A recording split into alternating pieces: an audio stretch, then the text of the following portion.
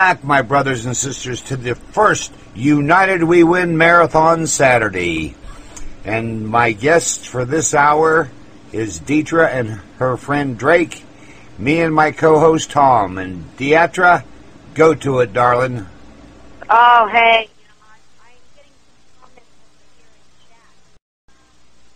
We're waiting for questions to come in. Let me answer that question. I'd be honored. And like I said, we'll get together tomorrow and work out a time schedule for you and Drake as many times a week as you need, because I am your executive producer. Oh, awesome. I am so excited.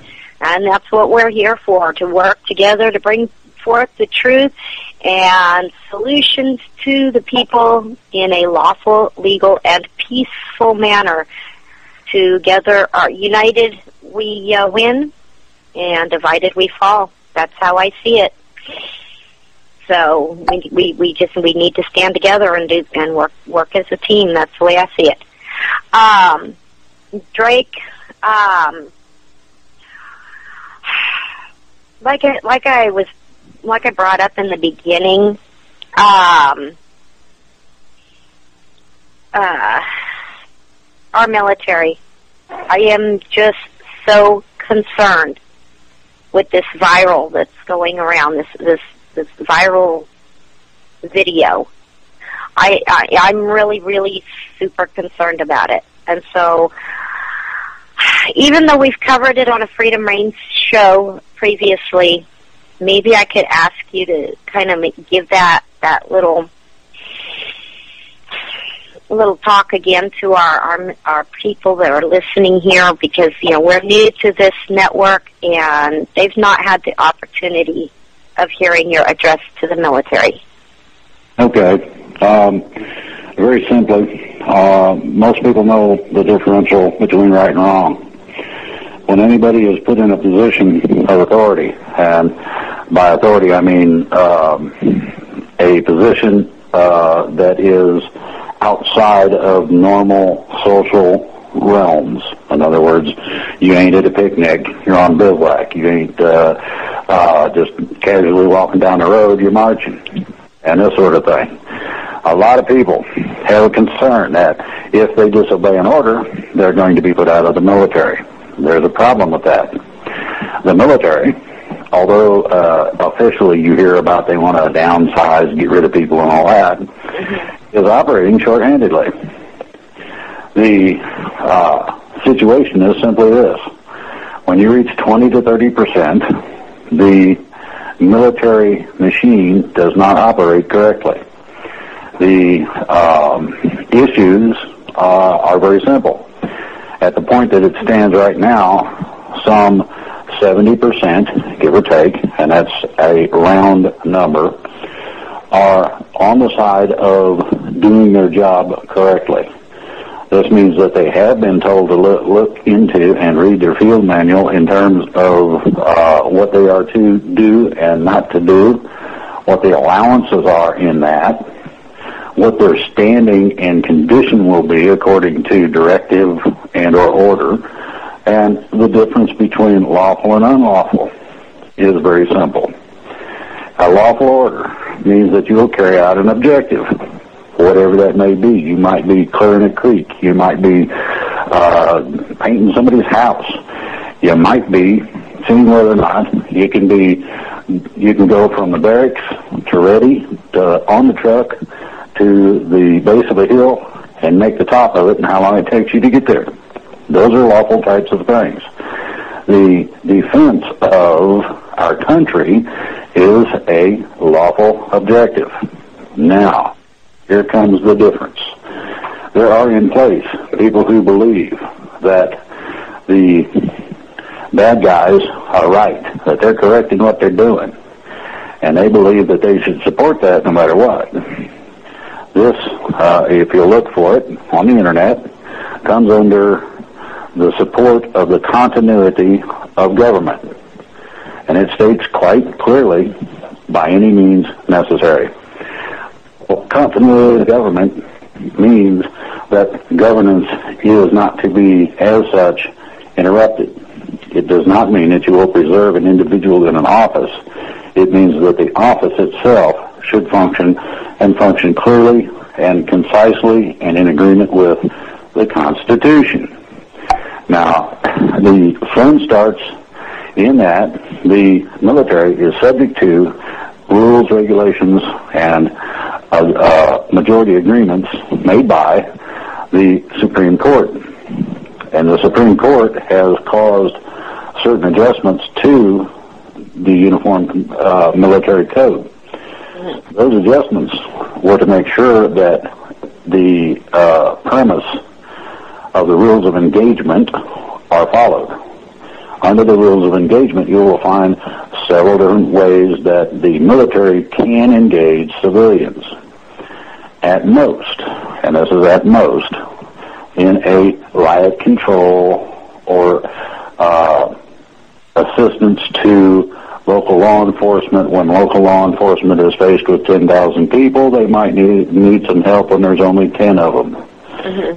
Consequently, this sort of thing, in terms of maintaining order only on an emergency basis, is okay. It's available. Now, you will not be firing weapons at the crowds. You will not be breaking heads, so to speak, etc.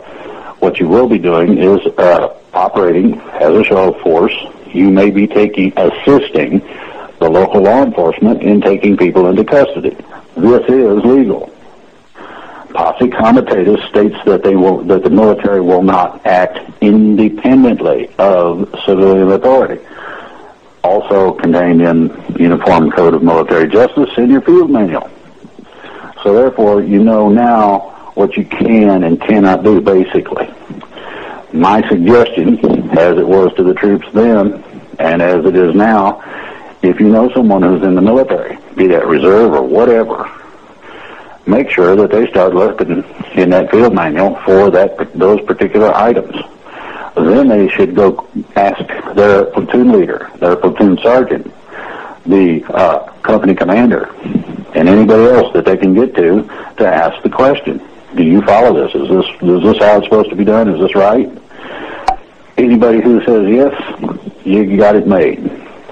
Those who say absolutely not, you'll follow orders no matter what, then you know who the bad guy is. Very simple.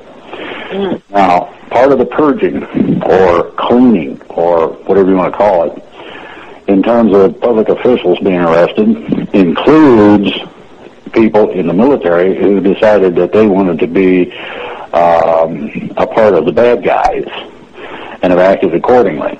They will also be taken into custody. This is not just a sweep of civilian only, but also a cleansing of the military as well. So, and people, that's something I had not added to the first program, simply because the message itself had not gone far enough.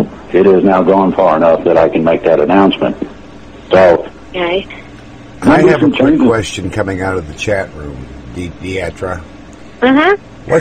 What is the best email address to find out if our state is involved, and if so, who the contact is?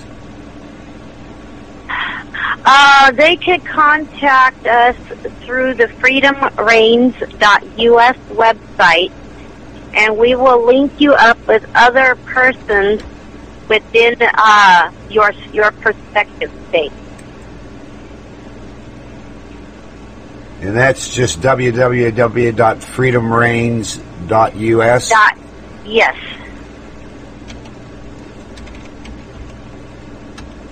Yes. Are there further questions? Yeah. Do we have more questions yet? Not yet. Okay. Go ahead. Go ahead, Drake. I got a small statement to this. Something outside of the context of the, quote, direct freedom, or actually within it, but its own program or whatever you might want to call it, is called the County Project.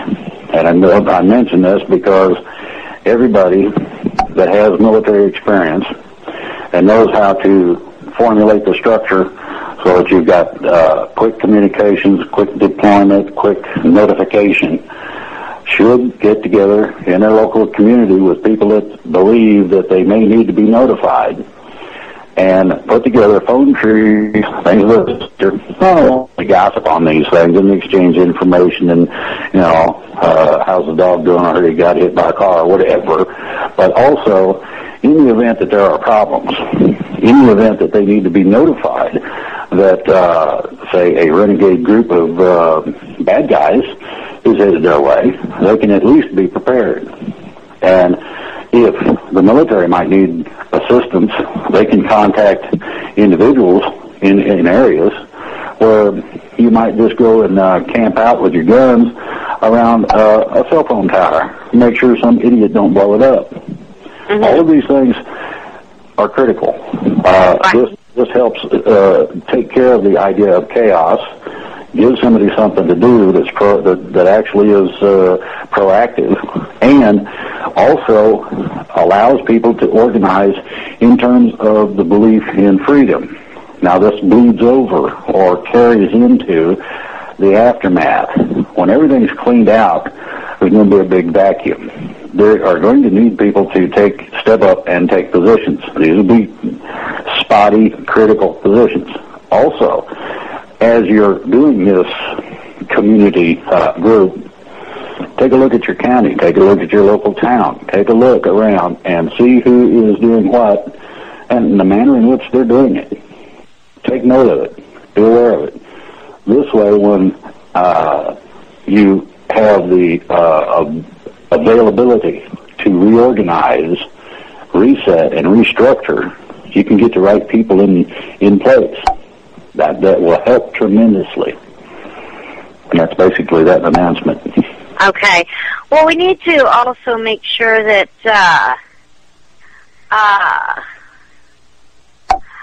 people understand that, even though the vast majority of our military are on the side of the people, there will be those that are going to go rogue, and they're, as you said, they're going to follow the